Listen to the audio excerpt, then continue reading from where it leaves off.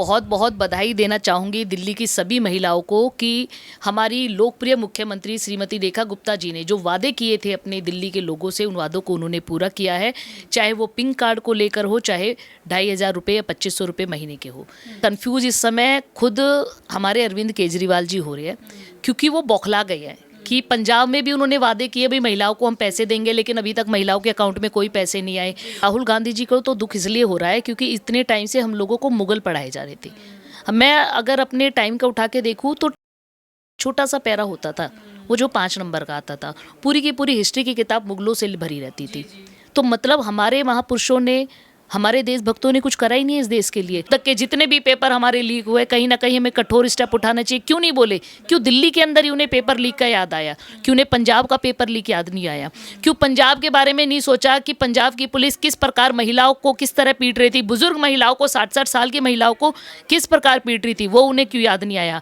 सारे के सारे जो लोग इकट्ठे हुए हैं, जब आपके यहाँ पे दिल्ली के अंदर जब नारे लगते हैं ना कि भारत तेरे टुकड़े होंगे, ऐसे लोगों को वो लेके चल रहे हैं साथ में। क्यों राहुल गांधी जी को शर्म नहीं आ रही? अब तो और भी ज़्यादा बौखला जाएंगे जब से सुनेंगे ना कि रेखा गुप्ता जी ने 2,500 रुपये का ऐलान कर दिया है, तो उनकी बौखलाहट अलग अलग तरह की आएगी। अब तो अलग अलग बयान आएंगे। दिल्ली में 2,500 रुपये का इंतजार करने वाली महिलाओं के लिए बड़ी खुशखबरी है। आपको बता दें, रेखा गुप्ता कैबिनेट ने 2,500 रुपये हर महीने देने की मंजूरी पास कर दी है और अब हर महीने महिलाओं के अकाउंट में 2,500 रुपये आएंगे। मेरे साथ इस वक्त मुनेश जेडा जी हैं। मुनेश जी, जिस तरीके से भी रेखा गुप्ता ने अनाउंस किया है आकर के 2,500 रुपये मिलेंगे, क्योंकि जो सरकार थी काफ़ी टाइम से ये प्लान कर रही थी कि हर महिला को 2,500 रुपये उनके अकाउंट में मिलेंगे, तो क्या कहेंगी आप उन महिलाओं के लिए और कैसे ये उन तक पहुंच सकती है योजना? देखिए, बहुत बहुत बधाई देना चाहूँगी दिल्ली की सभी महिलाओं को कि हमारी लोकप्रिय मुख्यमंत्री श्रीमती रेखा गुप्ता जी ने जो वादे किए थे अपने दिल्ली के लोगों से, उन वादों को उन्होंने पूरा किया है। चाहे वो पिंक कार्ड को लेकर हो, चाहे 2,500 रुपये या 2,500 रुपये महीने के हो। सभी महिलाओं में बड़ा जोश है, बड़ा उत्साह है और सभी आशीर्वाद दे रही है, दिल से आशीर्वाद दे रही है कि रेखा गुप्ता जी ने जो हमसे वादा किया था, मोदी जी के द्वारा जो दिल्ली के लोगों से वादा किया था, वो वादे पे खरे उतरे हैं। नहीं तो बहुत से लोग ऐसे भी हैं जो कह के कुछ और गए और कर कुछ और रहे हैं। ठीक है, तो यहाँ पर आप किसकी बात कर रही हैं? कौन कह के गया और कर कुछ और? उसमें तो सिर्फ इकलौता एक ही नाम आता है, केजरीवाल जी का नाम आता है कि केजरीवाल जी हमेशा लोगों से सिर्फ झूठे वादे करना जानते हैं, उसके अलावा कुछ काम नहीं करना जानते। दिल्ली में उनकी सरकार रही, दिल्ली के अंदर उन्होंने काम कुछ किया ही नहीं। जैसे ही रेखा गुप्ता जी की सरकार आई, अगर हम अपने बारे में बात करें तो मैं कौंडली वार्ड नंबर 193 से निगम पार्षद हूँ और यहाँ पिछले 3 सालों से फंड ही नहीं था हम लोगों के पास कि हम अपने कुछ काम करा सके। लेकिन अब तेज़ी से धरातल पर काम होने लगा, चाहे वो कहीं भी की भी गलियाँ हों। मैं अगर अपने वार्ड को लेके बात करूँ तो चाहे वो घड़ौली बी ब्लॉक की गलियाँ हो, कौंडली वार्ड की गलियाँ हो, दलुपरा गांव की गलियाँ हो या वसुंधरा इंक्लेव की PWD की सड़कें हो, सभी पर बहुत तेज़ी से कार्य हो रहा है। इसके लिए धन्यवाद करती हूँ लोकप्रिय मुख्यमंत्री रेखा गुप्ता जी का, जिन्होंने पार्षदों को फंड दिया, जिन्होंने अधिकारियों को ये निर्देश दिए जो काम है वो तेज़ी से होंगे और दिल्ली को दिल्ली बनाया जाएगा, उन्हें लंदन नहीं बनाना। वो कहती हैं कि दिल्ली को दिल्ली बने रहने देना है, नहीं तो इससे पहले सिर्फ लंदन के सपने दिखा के केजरीवाल जी चले गए, अपना शीश महल बना के चले गए और दिल्ली को लंदन बनाने के चक्कर में वो दिल्ली भी नहीं रहने दिया। ठीक है, अभी अरविंद केजरीवाल का एक बयान आया है सामने, बोल रहे हैं कि मोहन भागवत जी कहते हैं कि हिंदू ज़्यादा से ज़्यादा बच्चे पैदा करें। वहीं रेखा गुप्ता जी 2,500 रुपये तब देंगी जब 3 बच्चों से ज़्यादा बच्चे नहीं होंगे जिन महिलाओं के। तो अब वो कह रहे हैं कि कन्फ्यूजन क्रिएट कर रही है बीजेपी कि बच्चे ज़्यादा पैदा करने हैं या नहीं करने हैं। हिंदुओं को क्या कहना चाह रहे हो? देखिए, कंफ्यूज इस समय खुद हमारे अरविंद केजरीवाल जी हो रहे हैं, क्योंकि वो बौखला गए हैं कि पंजाब में भी उन्होंने वादे किए भाई महिलाओं को हम पैसे देंगे, लेकिन अभी तक महिलाओं के अकाउंट में कोई पैसे नहीं आए। और यहाँ रेखा गुप्ता जी की सरकार को 2 साल बने हुए नहीं और तब तक रेखा गुप्ता जी ने जो उन्होंने वादे किए थे वो वादे पूरे कर रही है। तो वो परेशान है, वो कहीं ना कहीं से चीज़ें खोज खोज के लाने की, उल्टी सीधी लाने की कोशिश कर रहे हैं। अब आपको हाल फिलहाल का बता दूँ कि कहाँ वो ये कह रहे थे कि भाई जहाँ कहीं भी जिस किसी के राज्य में अगर पेपर लीक होता है तो वहाँ के मुख्यमंत्री को, वहाँ के शिक्षा मंत्री को इस्तीफा देना चाहिए। लेकिन आप जरा पंजाब जाके देखो, पेपर तो वहाँ भी लीक हुए थे, किस तरह बच्चों के साथ अन्याय किया गया था। यहाँ पे तो कम से कम ये है, मैं धन्यवाद करना चाहती हूँ मोदी जी का कि मोदी जी ने बच्चों की भावनाओं को समझा। मोदी जी ने तुरंत एक्शन लिया कि 25 दिन के अंदर अंदर उन्होंने दोबारा नीट की परीक्षा करवा के उसका रिजल्ट घोषित किया। लेकिन अरविंद केजरीवाल जी को देखो, उनका तो कथनी और करनी में हमेशा से अंतर रहा है। कभी उन्होंने धरातल पर काम करना ही नहीं चाहा। उन्होंने सिर्फ राजनीति को अपने आर्थिक स्वार्थ के लिए यूज़ किया है और राजनीति को सिर्फ देश को गंदा करने के लिए यूज़ किया है, इसके अलावा और कुछ नहीं किया। इस तरीके से हम देख रहे हैं कि लगातार सीजेपी प्रोटेस्ट में अरविंद केजरीवाल, उनके तमाम नेता मंच पर देखे गए हैं काफ़ी भारी तादाद में, और क्योंकि प्रोटेस्ट वाले दिन भी वो शामिल थे स्टूडेंट्स के बीच में, और कह रहे हैं कि बीजेपी ने जो है पेपर लीक करवाए हैं। जैसे अभी राहुल गांधी का भी बयान लोकसभा से आ रहा है कि आरएसएस चला रही है शिक्षा मंत्रालय, धर्मेंद्र प्रधान नहीं चला रहे। देखिए, राहुल गांधी जी को तो दुख इसलिए हो रहा है क्योंकि इतने टाइम से हम लोगों को मुगल पढ़ाए जा रहे थे। मैं अगर अपने टाइम का उठा के देखूं तो टीपू सुल्तान पे एक छोटा सा पैरा होता था, वो जो 5 नंबर का आता था। पूरी की पूरी हिस्ट्री की किताब मुगलों से भरी रहती थी। तो मतलब हमारे महापुरुषों ने, हमारे देशभक्तों ने कुछ करा ही नहीं इस देश के लिए। तो उन्हें दुख तो यहाँ हो रहा है क्योंकि राहुल गांधी जी बेचारे परेशान हैं कि 3 बार जिसके उसमें परिवार में प्रधानमंत्री भी हो चुके हैं, उसे कहीं कोई पद नहीं मिल रहा। तो वो तो मैं ये कहती हूँ कि ना बोले तो अच्छा है, क्योंकि वो आलू से सोना उगलाने वाले आदमी हैं। तो ऐसों को तो कहना क्या, वो ख्वाबों में जीते और ख्वाबों में ही जीते रहे। और रही देश की बात, तो देश को आज जितने फ्लाईओवर दिए हैं, जितने एम्स दिए हैं, बच्चों के लिए जितनी सुविधाएं दी हैं, जो हमारा डिजिटल पेमेंट जो मेथड लेके आए हैं मोदी जी, उसके लिए बहुत बहुत तहे दिल से धन्यवाद करना चाहती हूँ कि मोदी जी इस देश को विकास की गति पर तेज़ी से दौड़ा रहे हैं, जिनके आगे पीछे कोई नहीं है, जिन्होंने सिर्फ सोचा है कि मैं अपने देश के लिए ही जीऊँगा और अपने देश के लिए ही कार्य करूँगा।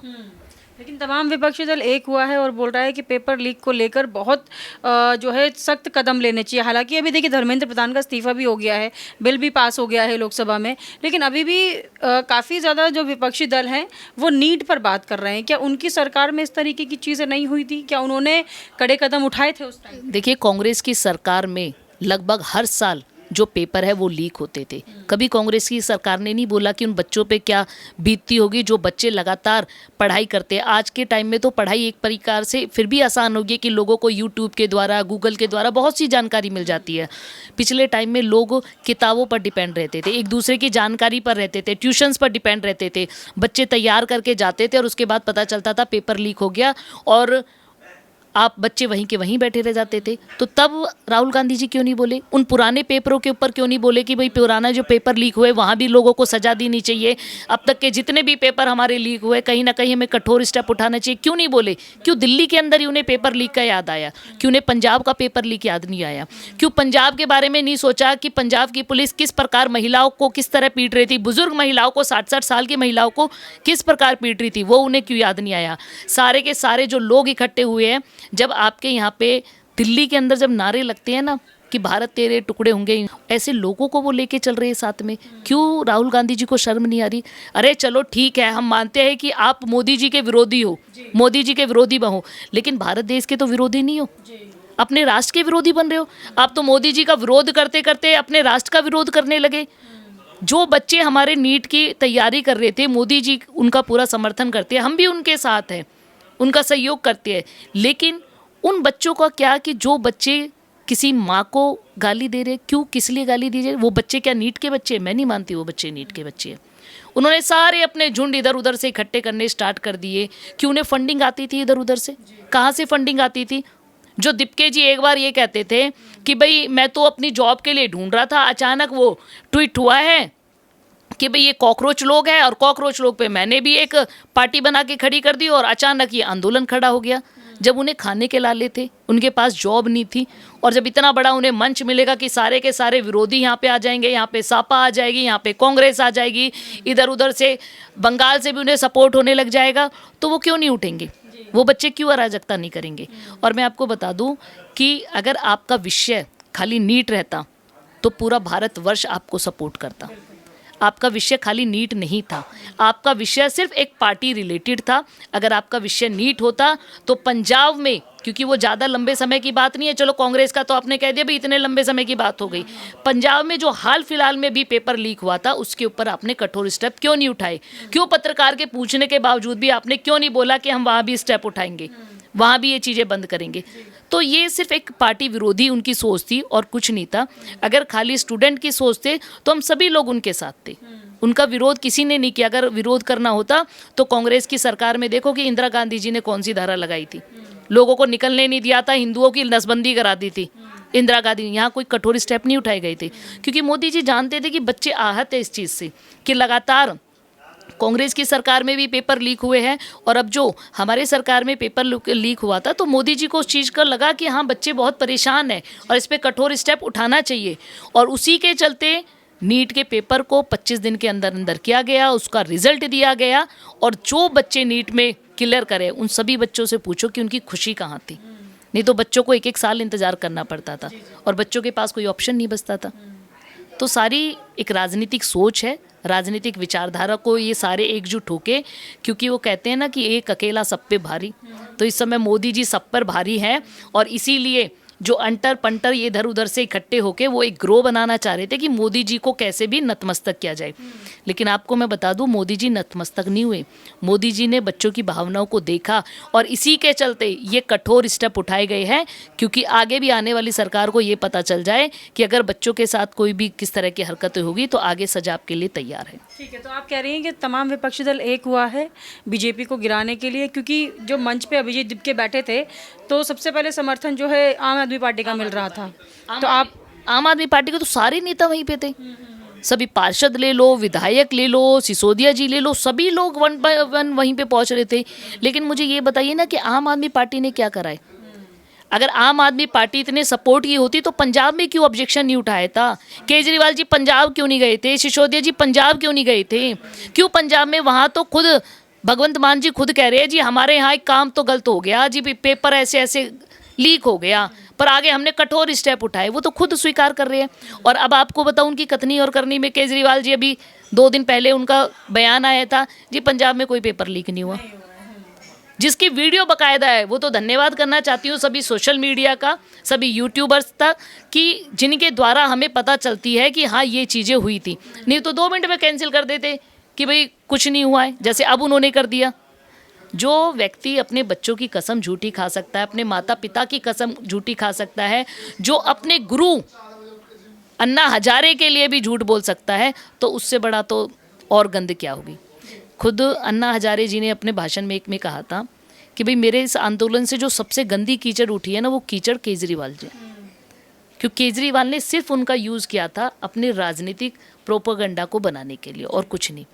और आज अगर वांगचू को समय पर नहीं उठाते तो ये उनके साथ कोई भी अनहोनी कर सकते थे, क्योंकि इन्हें सिर्फ मोदी जी के खिलाफ में लोगों को इकट्ठा करना था, लोगों का माइंड सेट करना था। लेकिन वो अपने इन चीज़ों में विफल रहे, और अब तो और भी ज़्यादा बौखला जाएंगे जब से सुनेंगे ना कि रेखा गुप्ता जी ने 2,500 रुपये का ऐलान कर दिया है, तो उनकी बौखलाहट अलग अलग तरह की आएगी। अब तो अलग अलग बयान आएंगे। मैंने आपको पूछा ना कि किस तरीके से उन्होंने कहा कि भाई रेखा गुप्ता जी 3 बच्चों के लिए कह रही है, तो भाई रेखा गुप्ता जी 3 के लिए कह रही है, कम से कम उन्होंने दिया तो सही। आप तो 1 बच्चों का ही दे दो, 10 बच्चों का दे दो, अगर 3 का आपको कम लग रहा है तो 10 बच्चों पे दो, पर दो तो सही।